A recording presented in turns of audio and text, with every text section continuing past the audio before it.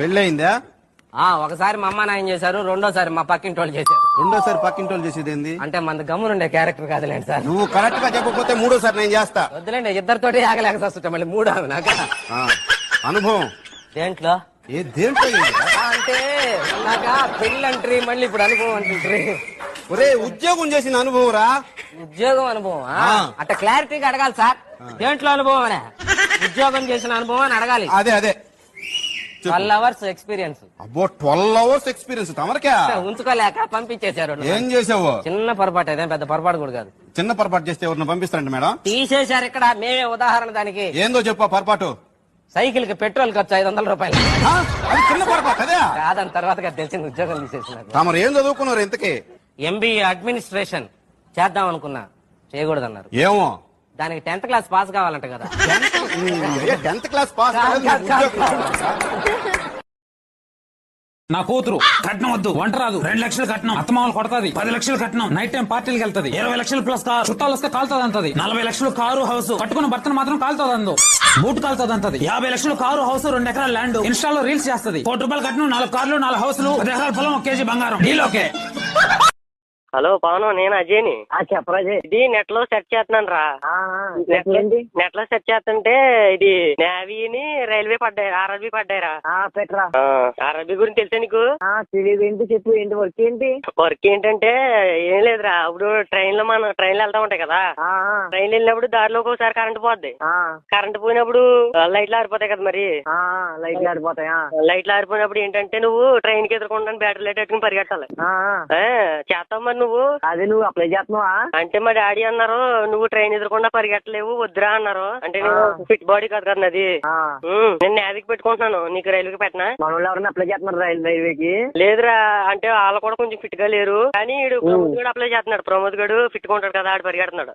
ఇంకోటి ఏదన్నా, ఇంకోటి ఏంటి? అది నేవీరా. అది ఏంటంటే దాని గురించి చెప్పు. షిప్లు ఉంటాయి కదా, షిప్లు వెళ్తాయి కదా, అయ్యి దారిలో ఆగిపోతా ఉంటాయి. ఒకసారి ఇంజిన్ ప్రాబ్లం వచ్చినప్పుడు వాటర్ ప్రూఫ్ బెల్ట్ ఇస్తారు ఒకటి, మనం మునిగిపోకుండా. సముద్రంలో దూకేసి షిప్పుల్ని గంటాలి. నీకు ఈతొచ్చు కదా, నువ్వు దూకేస్తావు కదా. నాకు ఈతొచ్చురా.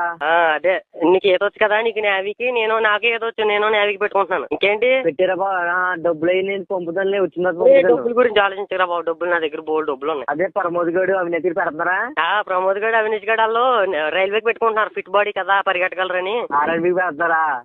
మరి నువ్వు నేను పరిగెట్టలేను కదా, కొంచెం ఫిట్ బాడీ పరిగెట్టలేనా?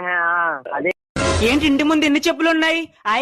చుట్టాలు వచ్చినట్టున్నారు, లోపలికి వెళ్తే డబ్బులు ఇస్తారు.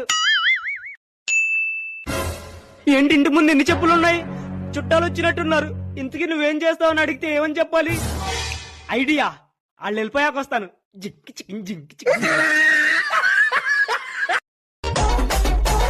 రేయ్, బాబాయ్ పెళ్లికి వెళ్తున్నావు, రావట్లేదా నువ్వు? నేను రాను, మీరు వెళ్ళండి. నువ్వు ఇలా ఎవరి పెళ్లికి రాకపోతే రేపు నీ పెళ్లికి కూడా ఎవరు రారు. రాపోతే పోనే, అలాంటి చుట్టాలు రాపోవడమే బెటర్. జనరల్ గా అయితే వచ్చావండి, నాకు పెళ్లి భోజనాలు అంటే చాలా ఇష్టం. సరే ప్లేట్ పట్టుకొని ప్రశాంతంగా భోజనాలు తింటుంటే ఒకడు వస్తాడు, వచ్చి నువ్వు కుంటి కొడుకువేనా? అవును. పెళ్లి గట్రా ఏమన్నా అయిందా? ఆ నిండి ఎలాగోలా తప్పించుకొని పక్కకు వచ్చి చూస్తే ఇంకోటి ఉంటాడు. దీనిలో ఉప్పు లేదు, కూరలో ఏమో కారం ఎక్కువైంది, ఊర్లో చూసావు ఎంత ఆయిల్ ఉందో, ఉమ్ము గట్టిగా ఉంది. ఫుడ్ లో ఉన్న బొక్కలన్నీ ఎంచుతాడు. సరే వీళ్ళందరితో మనకెందుకు లేని పక్కకు వచ్చి ప్లేట్ పట్టుకొని తింటుంటే ఇంకోటి వస్తాడు. ఇక చూసు, జాగ్రత్తగా చదువుకుంటే బాగుంటాం. ఏదైనా నేర్చుకోవాలి, కష్టపడాలి. అలా తినేసి కూర్చుంటే ఏటి వస్తా చెప్పు అంటాడు. ఇంకోటి వచ్చి ఎరా నేను గుర్తున్నానా అని అడుగుతాడు. నన్ను గుర్తుపెట్టావా? నిన్న నైట్ ఏం తిన్నా కూడా నాకు గుర్తుండదు, వాళ్ళు అలా గుర్తుంటారు నాకు.